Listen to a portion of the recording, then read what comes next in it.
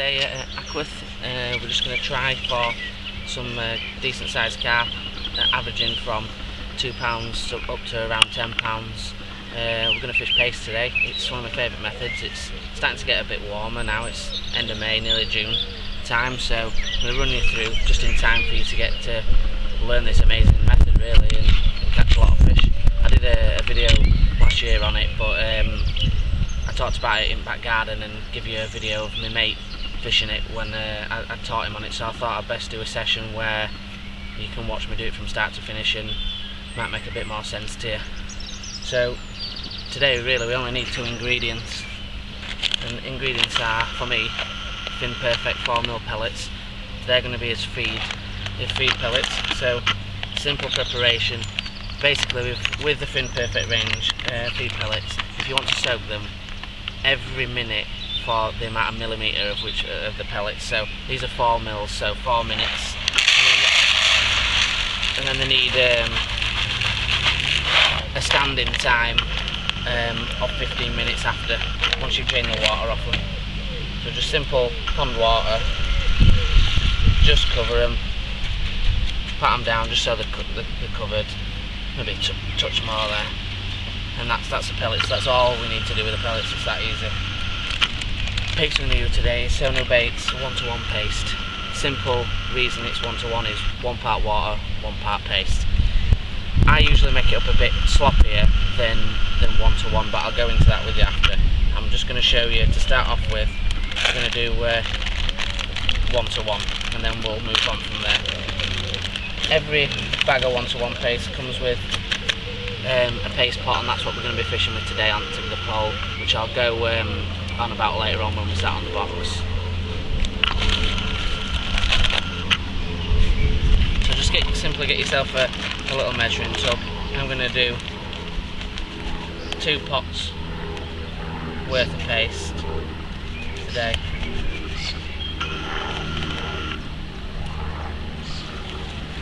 So 2 parts water to start off with.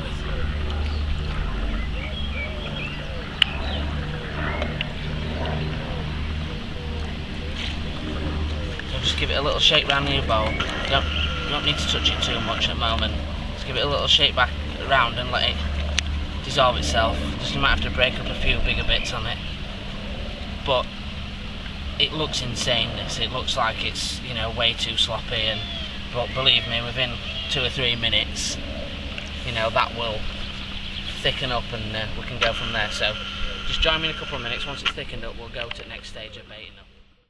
Right, now you can see that all the water's evaporated. Like I said, it's not going to be that sloppy paste that you saw before. So you can see it is a good consistency paste. That, you know, it'd be nice to fish with, but we want to take it a bit further to be a bit sloppier. But before we do that, I'm just going to strain these pellets off now. So you will lose odd one unless you've got a ground break strainer, which you can use. But just straining that excess water off, so you don't need that. Give them a little stir. They still feel a 50-50 firm, but if you leave them 15 minutes, that moisture that's inside will soak through and then it'll be perfect. But they will sink now. You know, they'll sink straight away. But it's just if you wanted to put it in a feeder or a pellet cone or anything like that, you'd need to leave them to stand a bit longer. Right, so what I'm going to do is just fluff it up a bit.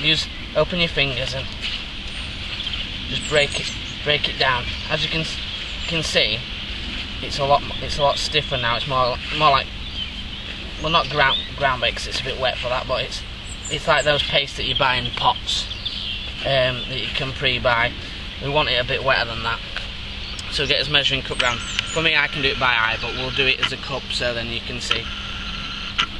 So I'm gonna start with about half a cup and just add that water to it, and then just bring that in.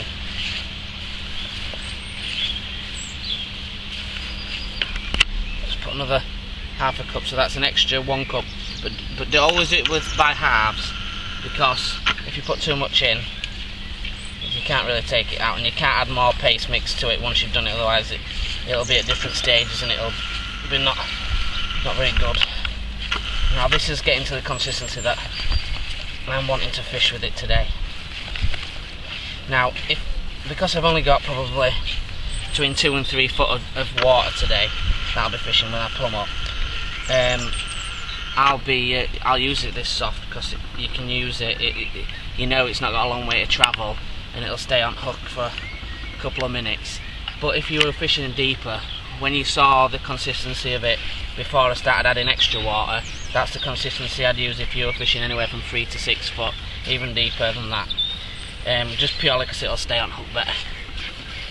So, just giving it a bit of mix just to ensure that all those little bits of dry mix are completely mixed through and we're not getting any more moisture in it. Using the fingers again like a little whisk. Right, so that's looking perfect now. That's looking consistency that I want. So if you're looking at the consistency, what I say, if you get a ball and you drop it into the hand like that, and it goes flat like that, you know, like a flat base, then that's the consistency you want. And if it goes all over the place, you put too much water in it, and obviously if it stays a firm ball, then if you're fishing that short depth that I was just on about, then you know you want to be a bit more water. So if you join me on the box, we'll show you how to set up the rig, how we use this paste pot, and why it's shaped as it is, and the rig itself. And we'll get fishing. How you join me on the box? I'm just going to run through the tactics, what elastics, what rig we're going to run through, and how we're going to fish it, and a bit about plumbing up for paste. So obviously, my top two, obviously a power kit today. I've got a latex hollow in. It's 13 to 15 hollow, so it's fairly steady. It's not too strong. Straight down to puller kit, which I have on all my kits, and a Dacron connector on the other end. I don't know if you can see with the camera, but there's quite a thick amount of tape which is just there, and this is for a very important reason. Just use normal insulating tape for this because it's waterproof. If you use solid tape, it'll just come straight off. And this is for your pot. Now and there's loads of different methods of doing paste. There's loads of different people's got opinions, which is fair enough. I'm not saying this is the only paste that you can fish or the only way you can fish paste, but this paste method, you know, I've fished with Andy Finley before, and you know, this is the method that he uses. It's a method that he taught me, and I've done my little bits and bobs, but this is the same principle that you follow as far as putting your pot on is concerned. Now, these pots are massive, these holes, and not many people can have a power top that's going to be thick enough. I mean, this is the Preston power top, and they're quite thick tops, but this is still, as you can see, it's nowhere near its size. So all we're doing is just putting a bit of tape on, and just sliding your pot onto the end, so it stays firm, it doesn't come off, you don't want it spinning round or falling off. But if you can see, it's right next to the tip and the pole, and the reason for that is, I'll explain to you once we get his rig on and we'll get set up. And obviously right next to the Dacron connector, it doesn't tangle up, and the rig doesn't tangle up, and I'll explain to you why. So I'll get my rig out for you to show you. Today it's I'm using a Daiwa float. It's TD8. It's a long paste float that they have. You must have a long paste float. It must have a long bristle, sorry, on your paste float. And this is for up and down bite indications. Now, I don't know if you can see it because it's the same colour, but on the top there's a rubber. I've put a rubber on top for the line to fit through, so it fixes it so it's a straight float. It's not connected. It's not just connected at the eye. So I need it to be direct. It needs to be perfectly straight all the way through. So I've got a rubber right on the tip. I've got a rubber underneath the body of the float, and I've got another rubber right on the end. Now, a little tip is overhang your rubber slightly off the end of your float, and it stops them catching on it. If you see it, it'll just never catch. It just gives it a bit of extra support and less wear on bottom of your float. Right, so straight through, it's the simplest float you'll ever see in your life. It's a float, and it's 017 power line, which is Preston Innovations. Beautiful line, low diameter, perfect for this type of fishing, and that's straight all the way down. So picture, is the PR36 range, which is the best hooks in my opinion, and this is size 10. Sounds big, but to be honest, to a carp's mouth it's tiny, and obviously once you see the bait that we're going to put on, it doesn't make a difference because you can't see it anyway. So that's really as simple as that. There's no shot, absolutely no shot whatsoever needed. Just the paste is going to cock it. It's going to cock the float. So once the paste comes off, obviously then you can see, and you're not just sat there with bait on for hours, and you'll see that your pastes come off. So what I'm going to do is I'm just going to put a loop in the top of this and then attach it to my pole tip, and then we can get fishing.